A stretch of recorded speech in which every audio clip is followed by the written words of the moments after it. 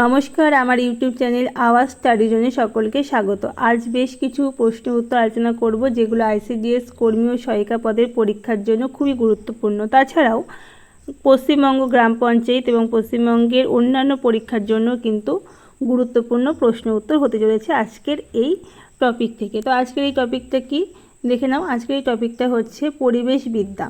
পরিবেশবিদ্যা থেকে কিন্তু অনেক গুরুত্বপূর্ণ প্রশ্ন আমরা দেখেছি, বিগত বছরও পরীক্ষায় আসে।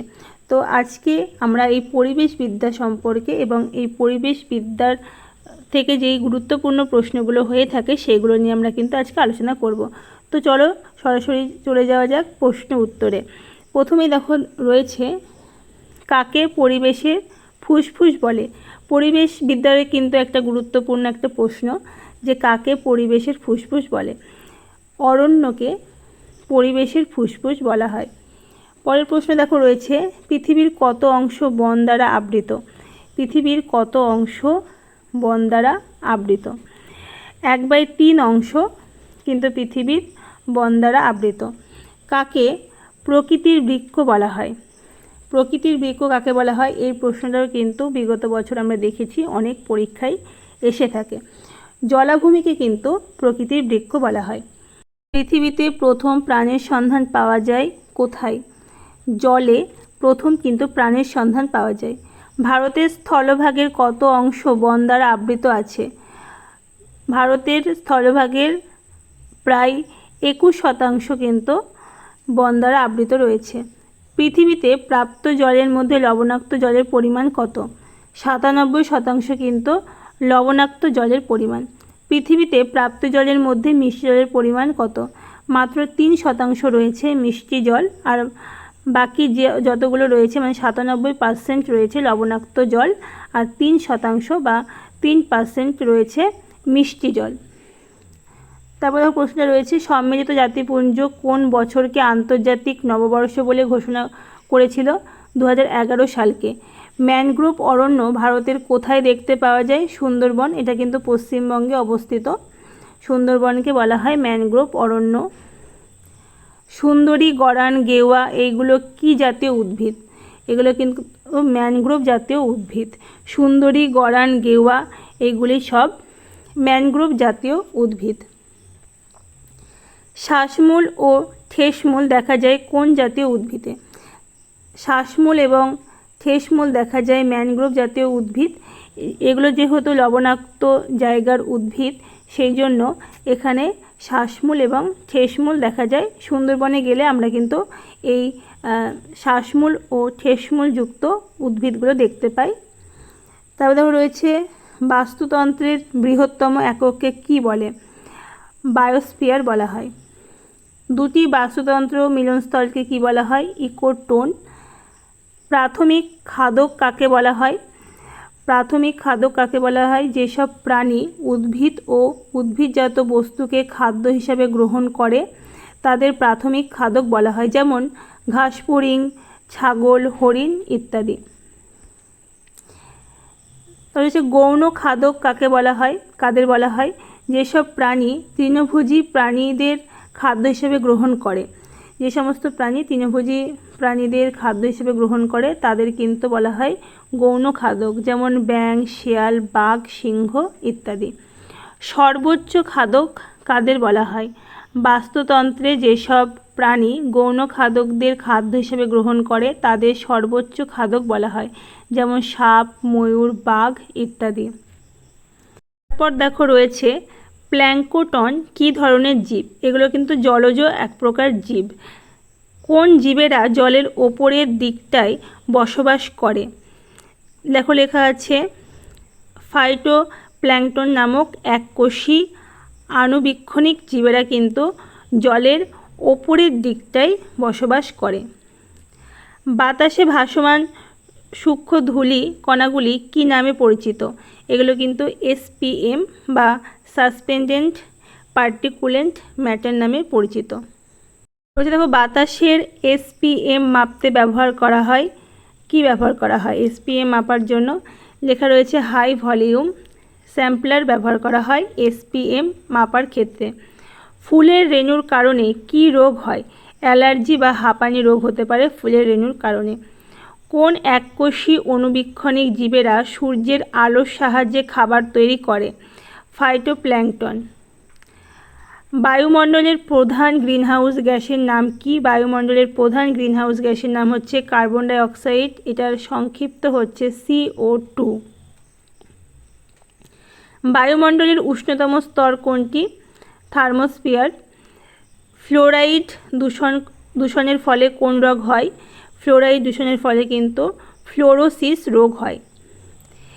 ইতাই রোগ কি দূষণের ফলে হয়ে থাকে? এটা কিন্তু খুবই গুরুত্বপূর্ণ একটা প্রশ্ন। ইতাই রোগ কিন্তু হয়ে থাকে ক্যাডমিয়াম এর ফলে। তারপর দেখো রয়েছে পারদ দূষণের কারণে কি রোগ হয়? পারদ দূষণের কারণে কিন্তু মিনামাটা রোগ হয়। তো এখান থেকে যে প্রশ্নগুলো আছে সেগুলো সবই গুরুত্বপূর্ণ। পরিবেশবিদ্যার সমস্ত প্রশ্নই কিন্তু খুবই গুরুত্বপূর্ণ। যারা ভিডিওটি দেখছো শেষ পর্যন্ত দেখতে থাকো। ভিডিওটি ভালো লাগলে অবশ্যই লাইক কমেন্ট শেয়ার করে দেবে, আর যাদের সাবস্ক্রাইব করা নেই অবশ্যই সাবস্ক্রাইব করে বেল আইকনটি ক্লিক করে রাখবে সবার আগে ভিডিওগুলি পাওয়ার জন্য। তারপর দেখো রয়েছে যে প্রশ্নটা, এটাও খুবই গুরুত্বপূর্ণ একটা প্রশ্ন। সীসা দূষণের ফলে কি রোগটি হয়? সীসা দূষণের ফলে কিন্তু হয় ডিসলেক্সিয়া। তারপর দেখো রয়েছে বাজারের চিপসের প্যাকেটে কোন গ্যাস থাকে? বাজারে যে চিপসগুলো পাওয়া যায় সেই চিপসের প্যাকেটে এক ধরনের গ্যাস থাকে, সেই গ্যাসটার নাম কি? সেটা হচ্ছে নাইট্রোজেন, বা এর সংক্ষিপ্ত রূপ হচ্ছে NO2। আর্সেনিক দূষণের ফলে কোন রোগ হয়? আর্সেনিক দূষণের ফলে কিন্তু ব্ল্যাক ফুট যে ডিজিজটা হয় সেটা হচ্ছে আর্সেনিক দূষণের ফলে হয়। তারপর দেখো রয়েছে আবর্জনা যে স্তূপ থেকে কোন গ্যাস নির্গত হয়? আবর্জনা স্তূপ থেকে নির্গত হয় মিথেন। সিলিকোসিস রোগের প্রধান কারণ কি? এটা হচ্ছে সিলিকার গুঁড়ো। কয়েকটি অপ্রচলিত সম্পদের উদাহরণ লিখুন। একটি অপ্রচলিত সম্পদের উদাহরণ হচ্ছে সূর্যের রশ্মি, জোয়ার ভাটা, বাতাস ইত্যাদি। দেখো পরের প্রশ্নে রয়েছে রক্তে কিসের উপস্থিতিতে ব্লু বেবি উপসর্গ দেখা যায়? এটা হচ্ছে মিথিমোগ্লোবিনের ফলে ব্লু বেবি দেখা যায়। জৈব গ্যাস উৎপাদনের কাঁচামাল কি কি? জৈব গ্যাস উৎপাদনের কাঁচামাল হচ্ছে জীবজন্তুর মলমূত্র, শাকসবজির খোসা ইত্যাদি। কত ডেসিবেলের অধিক মাত্রার শব্দ পরিবেশকে দূষণ করে? 60 ডেসিবেলের অধিক মাত্রায় যদি শব্দ হয় সেটা কিন্তু পরিবেশের পক্ষে ক্ষতিকর, পরিবেশকে দূষণ করে, যেটা হচ্ছে শব্দ দূষণ নামে পরিচিত। পৃথিবীর ফুসফুস বলা হয় কোন অরণ্যকে? এটা কিন্তু আমাজন অরণ্যকে বলা হয় পৃথিবীর ফুসফুস। মনুষ্য সৃষ্ট পরিবেশ বিপর্যয়ের উদাহরণ কি? এটা হচ্ছে পারমাণবিক বিস্ফোরণ, কলকারখানার বিষাক্ত বর্জ্য ইত্যাদি। এর ফলে কিন্তু পরিবেশ দূষণ হয়, আর এগুলো মনুষ্য সৃষ্ট। তা দেখো রয়েছে সমবায় প্রথা কথাটি কিসের সঙ্গে যুক্ত? সমবায় প্রথা কথাটি এটা কিন্তু ভারতের কৃষি ব্যবস্থার সাথে যুক্ত। রয়েছে প্রাকৃতিক পরিবেশ বিপর্যয়ের উদাহরণ কি? ভূমিকম্প, ঘূর্ণিঝড়, বন্যা ইত্যাদি। তারপরে ইউক্যালিপটাস কোন ধরনের উদ্ভিদ? এটা হচ্ছে সরলবর্গীয় উদ্ভিদ। তারপরে রয়েছে দেখো ধান কি জাতীয় উদ্ভিদ? ধান কিন্তু বিরুৎ জাতীয় উদ্ভিদ। পরের প্রশ্ন দেখো রয়েছে বাস্তুতন্ত্রের 10% সূত্র এর প্রবক্তা কে? বাস্তুতন্ত্রের যে 10% সূত্র রয়েছে এর প্রবক্তা কে? এটা হচ্ছে লিন্ডেম্যান। জবা গাছ বা ফুল কোন ধরনের উদ্ভিদ? এটা কিন্তু গুল্ম জাতীয় উদ্ভিদ জবা গাছ। ইকোলজি শব্দটি প্রথম ব্যবহার করেন কে? আর্নেস্ট হেকেল প্রথম ব্যবহার করেন ইকোলজি কথাটি। ভারতের বৃহত্তম মরুভূমির নাম কি? থর মরুভূমি, এটা রাজস্থানে অবস্থিত, এটা কিন্তু ভারতের বৃহত্তম মরুভূমি। তারপর হচ্ছে ইকোসিস্টেম কথাটি সর্বপ্রথম কে ব্যবহার করেন? এটা ব্যবহার করেন ট্যান্সলে।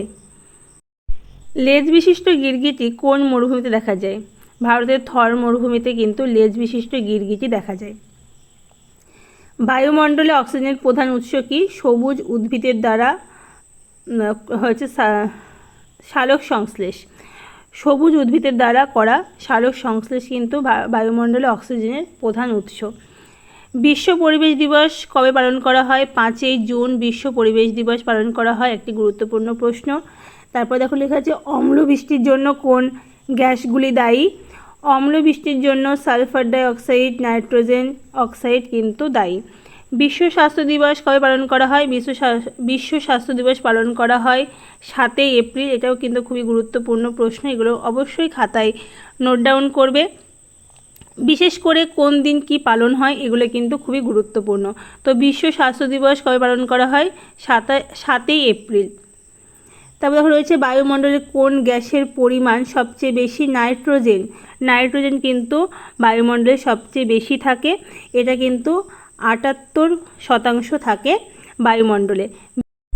বিশ্ব এইডস দিবস কবে পালন করা হয়? 1 ডিসেম্বর। বিশ্ব এইডস দিবস পালন করা হয় 1 ডিসেম্বর বা 1 ডিসেম্বর। এই যেই দিনগুলো পালন করা হয় এগুলো কিন্তু পরীক্ষায় আসে, সেগুলো কিন্তু আমাদের খেয়াল রাখতে হবে। তারপর দেখো রয়েছে বিশ্ব ক্যান্সার দিবস কবে পালন করা হয়? এটা 4 ফেব্রুয়ারি কিন্তু পালন করা হয়। বিশ্ব ক্যান্সার দিবস হিসাবে 4 ফেব্রুয়ারি পালন করা হয়। বাতাসে অক্সিজেন গ্যাসের পরিমাণ কত? বাতাসে অক্সিজেন পরিমাণ গ্যাস হচ্ছে 20%, 20.60% বাতাসে অক্সিজেন থাকে।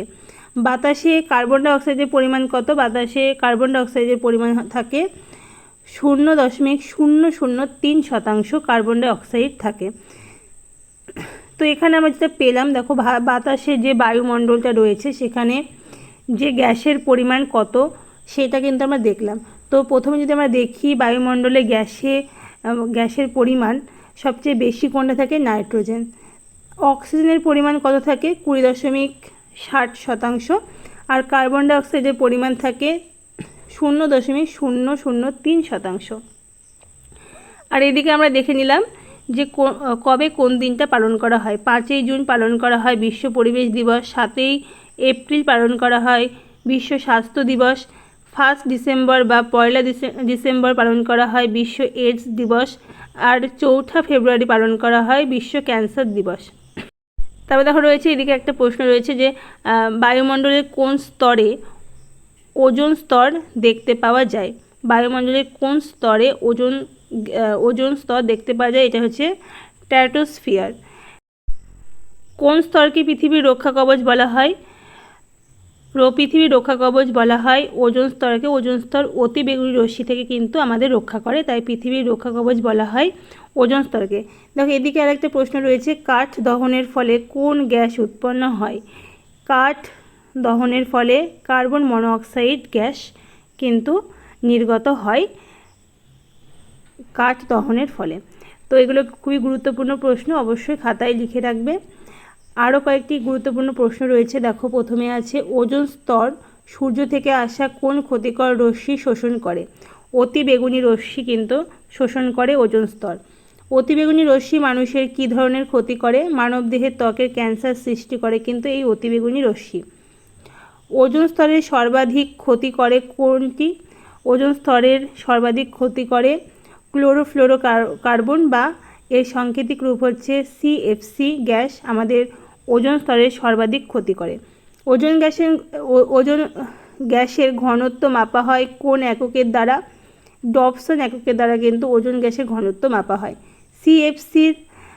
CFC এর ব্যবসায়িক নাম কি? এটা হচ্ছে ফ্রেয়ন বলা হয়। ভারতবর্ষে কবে ন্যাশনাল ফরেস্ট পলিসি চালু হয়? 1952 সালে। ভারত সরকারের প্রথম অরণ্য নীতি কত সালে প্রণীত হয়? 1950 সালে। ভারত সরকারের দ্বিতীয় অরণ্য নীতি কত সালে প্রণীত হয়? এটা হচ্ছে 1988 সালে।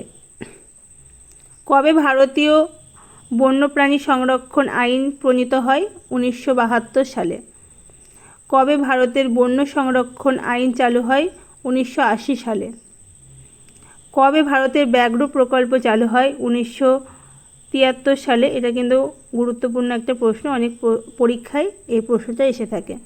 ভারত সরকারের পরিবেশ মন্ত্রক কোন সালে গঠিত হয়? 1980 সালে। কোন সালকে ভারতের জনসংখ্যা বর্ষ বলা হয়? 1974 সালকে। কবে জীববৈচিত্র্য পরিভাষাটি সর্বপ্রথম উপস্থাপিত হয়? 1986 সালে। কবে ভারতের জীববৈচিত্র্য সংরক্ষণের উদ্দেশ্য বায়োলজিক্যাল ডাইভার্সিটি বিল চালু হয়? 2002 সালে।